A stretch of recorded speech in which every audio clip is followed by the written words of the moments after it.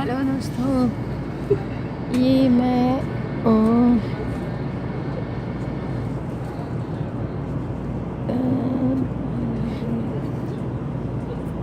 हकाता station पे हूँ इस वक्त। हकाता स्टेशन पे और यहाँ से हम शिन ओसाका के लिए जा रहे हैं।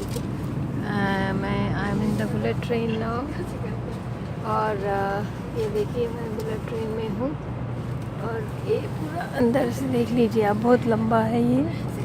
This is hall the bullet train से।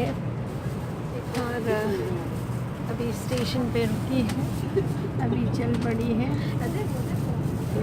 द स्पीड बहुत फास्ट है, ट्रेन का स्पीड बहुत I guess 200 kilometre per hour. एक 1 आवर में 200 किलोमीटर चल लेती है ये, बहुत फास्ट चल रही है। और ये बुलेट ट्रेन और